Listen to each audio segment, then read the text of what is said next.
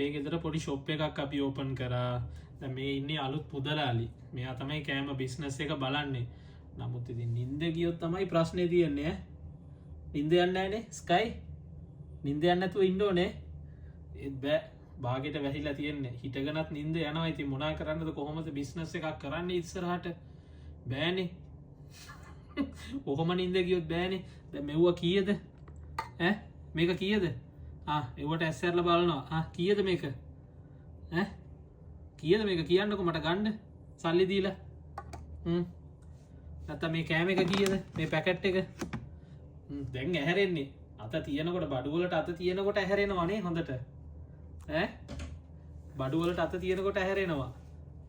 මේක කීයද? කියන්නකො ගණන් ඉතින් කියන්නකො චුට්ටක්.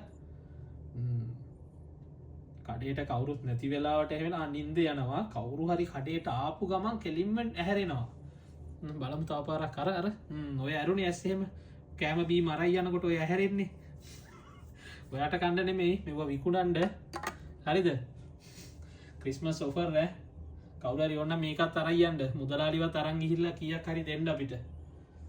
බඩුත් නිකන් දීලා මෙයාවත් දෙනවා. මෙයාට විතරයි සල්ලි ගන්න. මෙව්වට සල්ලි ගන්න නැහැ. කවුරු හරි ඉන්නවනම් කියන්න. බලමු තාසරයක් බඩු ටිකක් අරන් ඇස් ඇරෙනවද කියලා. කඩෙන් බඩු ගත්තොත් විතරයි ඇස් ඇරෙන්නේ නැත්තම් නෑ.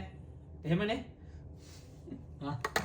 තියලා බිස්නස් එක කරන් කීයක් හරි හොයලා දෙන්න මට ඉක්මනට.